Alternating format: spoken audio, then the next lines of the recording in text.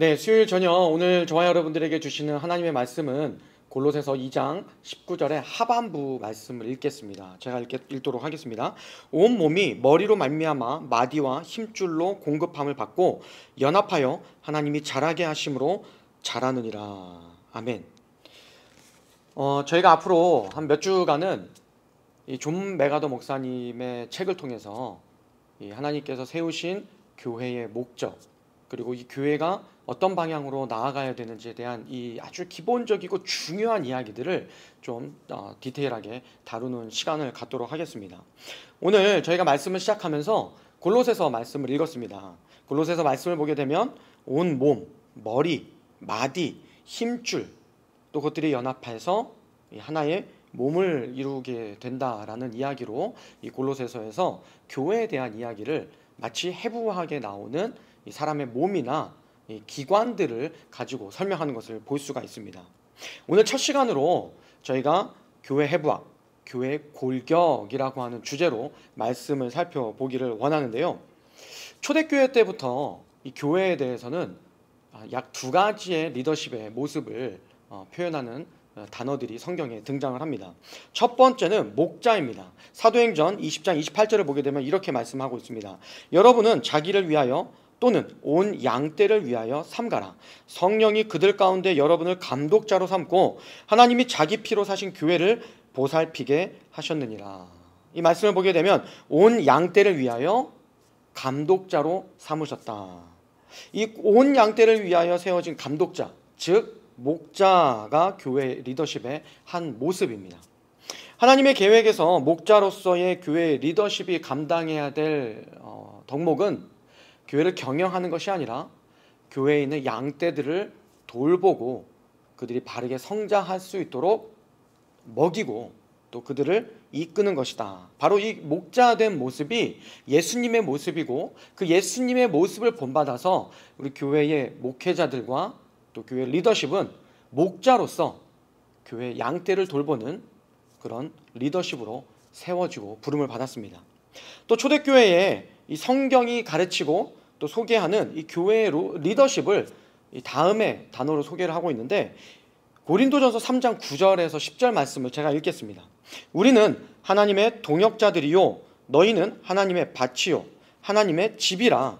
내게 주신 하나님의 은혜를 따라 내가 지혜로운 건축자와 같이 터를 닦음에. 여기 보게 되면 등장하는 말이 지혜로운 건축자라고 소개를 하고 있습니다. 바울은 하나님의 동역자인 우리가 하나님의 집을 세우는 건축자로 부름받았고 그렇게 세워졌다라고 소개하고 있습니다.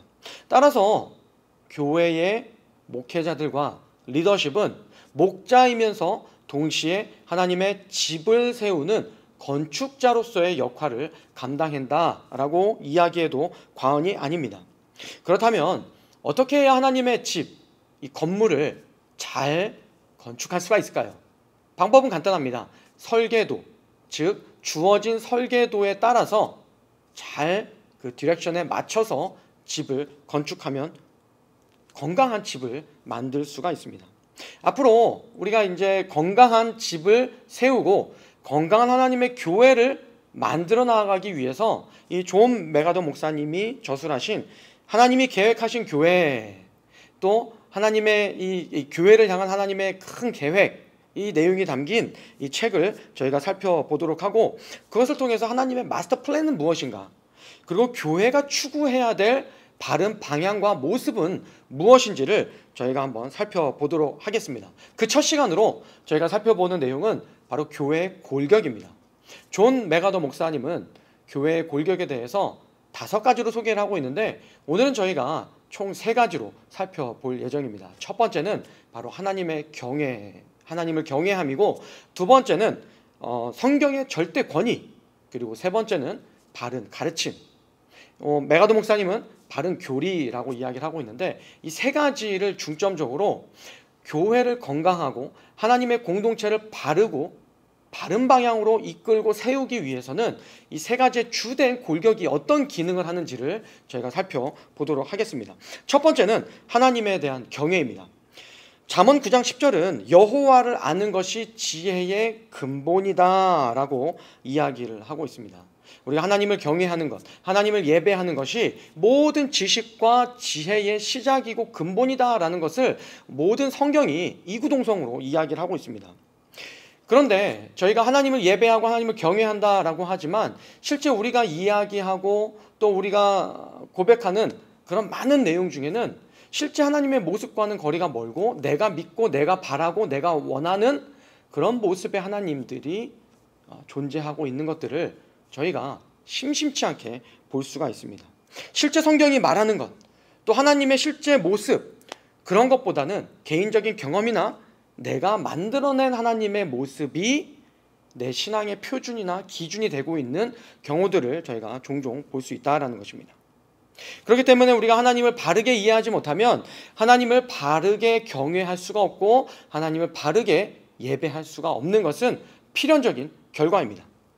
시편 78편, 105편, 106편, 136편을 보게 되면 이스라엘의 역사를 가지고 이 시편을 기록한 것을 볼 수가 있습니다. 이 이스라엘의 역사를 가지고 시편을 기록한 이 내용은 단순히 역사의 이야기를 서술하는 것이 아니라 이 이야기 가운데에, 이 역사 가운데에 하나님께서 어떤 일을 베푸셨고 어떤 일을 행하셨는지, 그 하나님이 누구신지, 하나님이 실제 하신 일들을 통해서 하나님이 어떤 분이신지를 정확하게 조명하기 위해서 역사 가운데 드러나셨던 하나님의 이야기를 기록을 하고 있고, 그 이야기를 다음 세대 가운데에 교육해라, 전해야 된다, 이런 이야기를 반복적으로 이야기를 하고 있습니다. 시편 78편 4절과 8절에 이르는 말씀을 제가 좀 이렇게 간단하게 요약을 했는데 핵심적인 이야기만 여러분께 소개하겠습니다. 우리가 이를 자손들에게 숨기지 아니하고 후대에 전하리로다. 우리 조상들에게 명령하사 그들의 자손에게 알리라 하셨으니 그들로 그들의 소망을 하나님께 두며 하나님께서 행하신 일을 잊지 아니하고 하나님께 충성하지 아니하는 세대와 같이 되지 아니하게 하려 하심이로다. 이와 같은 역사적인 사실을 통해서 하나님께서 하신 일들을 다음 세대, 후손들에게 전해야 되는 이유는 그들이 예배하고 경외해야 되는 대상이 누구신지를 분명하고 명확하게 이 역사 가운데 나타나셨던, 그리고 그 행하셨던 일들이 기록된 하나님의 말씀을 기준 삼아서 그분이 누구신지, 내가 느끼고 내가 생각하고 내가 경험하는, 내가 그려내는 하나님이 아니라 성경 가운데 기록되고 역사 가운데 나타나셨던 그 하나님에 대해서 분명하게 이야기하고자 이 성경의 역사적인 이야기를 통해서 시편을 기록을 하고 있다는 것입니다. 이처럼 교회 공동체의 가장 이 중요한 이 골격을 구성하는 첫 번째 요소는 바로 하나님을 경외하는 것이고, 그 하나님은 그냥 내가 만들어낸, 내가 생각하는 그런 하나님이 아니라 성경이 증언하고 성경이 이야기하고 있는 하나님이다라는 사실입니다. 두 번째는 이 성경이 증언하고 있는 하나님의 모습처럼 성경에 바른 권위를 둘 때에 저희가 건강한 교회의 골격을 구성할 수 있다라는 것입니다. 성경의 권위를 인정한다는 것은 이미 서두에서 말씀드린 바와 같이 내가 원하는 방식, 내가 믿는 내용을 성경에 끼워 맞추는 것이 아니라 내가 알고 있던 것, 내가 생각하던 내용을 성경의 가르침에 복종시키는 것이다 라고 이야기할 수 있겠습니다. 성경의 권위에 대해서는 두 가지의 양극단의 자세가 있습니다. 첫 번째는 지나친 합리론자들입니다. 지나친 합리론자들은 어떤 성경에 기록된 신비나 어떤 미스테리한 것들을 너무 지나치게 과소평가합니다. 두 번째로 지나친 은사주의자들입니다. 지나친 은사주의자들은 계시된 말씀보다 환상이나 경험 등을 성경 위에 올려놓고 성경이 그것에 맞춰가도록 하는 그런 실수를 범합니다. 이 두 가지 양극단의 자세 모두 나를 성경에 복종시키는 것이 아니라 성경을 나에게 끼워 맞추거나 복종시키는 그런 잘못된 행위다라고 이야기하고 있습니다.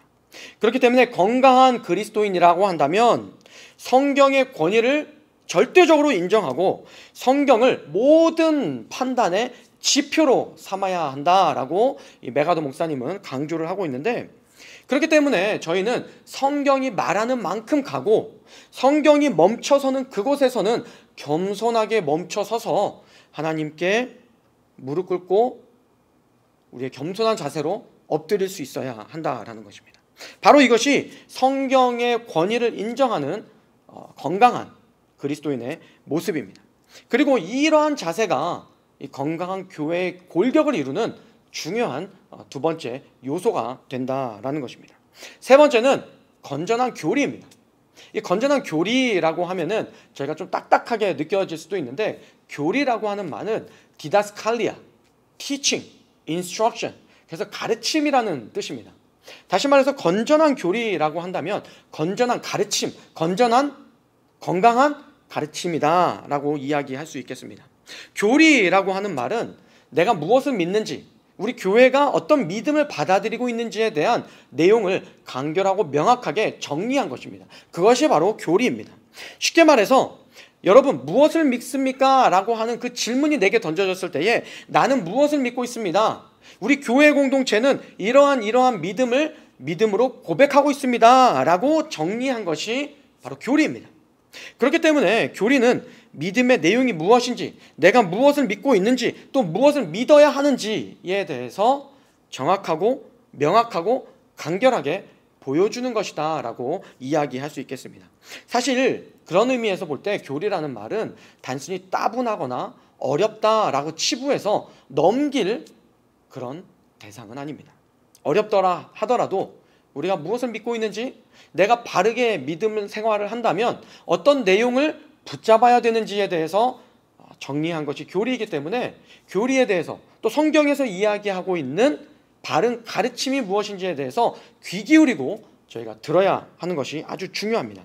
존 메가도 목사님은 이 하나님이 계획하신 교회 이 책에서 오늘날 그리스도인의 문제를 다음과 같이 지적하고 있는데 한번 들어볼 만한 아주 중요한 가치가 있기 때문에 저희가 한번 말씀을 나눠 보도록 하겠습니다. 요즘에는 교리를 잘 알지 못하는 그리스도인이 많습니다. 오늘날 많은 그리스도인들은 쉽게 소화할 수 있는 부드러운 설교, 재미있으면서 듣기에 편한 설교를 좋아합니다. 그러다 보니 교리를 가르치거나 논의가 깊어지는 설교를 어려워하는 것도 사실입니다. 목회자들은 성경 본문을 읽고 그 의미를 파악한 뒤 거룩한 진리를 추려내 성도들이 알 수 있도록, 알아듣도록 잘 설명해야 하는 의무가 있습니다. 오늘 이 메가더 목사님이 말씀하신 것처럼 성도라면 바른 가르침이 무엇인지 추구하고 따라가고 배워야 될 책무가 주어집니다. 그리고 그 교회의 리더, 목회자, 또 집사님들은, 또 교회의 성경 공부를 가르치는 교사들은 바른 가르침의 지표를 쫓아서 그 내용이 무엇인지를 전달하고 알려줘야 되는 의무를 가지고 있습니다. 어렵기 때문에 피해야 될 대상이 아니라 우리가 그것들을 배우고 가르치고 남들에게 다시 전수하는 그런 재생산이 반복적으로 이루어져야 된다라는 것을 오늘 이 책을 통해서 저희가 배워볼 수 있습니다.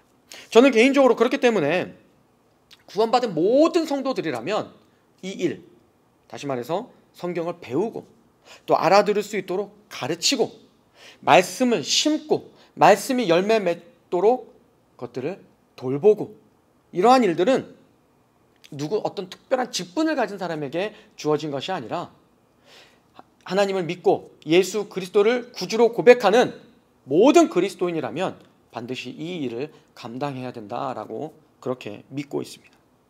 이러한 일들은 어떤 특정 집단에 있는 사람들에게만 소속된 것이 아니라, 그런 부류의 사람들에게만 부과된 것이 아니라 모든 믿는 그리스도인들에게 주어진 사명이기 때문에 그렇습니다. 바울은 다음 세대 교회의 지도자인 디모데에게 다음과 같이 권면을 하고 있습니다. 디모데전서 4장 6절과 7절에 있는 말씀을 제가 읽어드리도록 하겠습니다. 내가, 디모데죠, 이것으로 형제를 깨우치면 그리스도의 좋은 일꾼이 되어 믿음의 말씀과 내가 따르는 좋은 교훈, 이 교훈이라는 말이 바로 교리와 가르침입니다. 교훈으로 양육을 받으리라. 망령되고 허탄한 신화를 버리고 경건에 이르도록 내 자신을 연단, 훈련하라. 이처럼 바른 가르침, 건강한 가르침은 진리와 거짓, 잘못된 신화, 또 거짓된 가르침을 분별하도록 돕는 시금석이고 중요한 기준이 되는 것입니다. 그렇기 때문에 건강한 교회를 이루고 건강한 교회를 세우기 위해서는 이 중요한 요소 중에 하나가 바로 건강한 가르침, 교리, 건전한 교리다라고 이야기할 수 있겠습니다. 교회에 그리스도의 몸이 바른 그리스도의 몸이 되려면 올바른 골격을 갖춰야 됩니다. 저희가 올바른 골격이 없이는 아무리 피부가 있고 근육이 있고 또 여러 가지 내장, organ, 기관들이 있어도 이것들이 바르게 한데 모여서 존재할 수가 없습니다. 바른 골격이 있어야지 우리의 몸의 기능들이 바르게 세워져 있을 수 있는 것처럼 교회의 골격을 이루는 이 중요한 요소들, 오늘 배운 내용에 따르면 3가지입니다. 첫 번째는 하나님을 경외하는 것. 두 번째는 그 하나님에 대해서 증언하고 있는 성경의 가르침을 집중하는 것. 그리고 그 성경의 가르침이 잘 응축돼서 정리되어 있는 건전한 교리와 가르침을 따르는 것. 이것이 바로 건강한 교회, 건강한 공동체를 세우는 아주 중요한 요소입니다.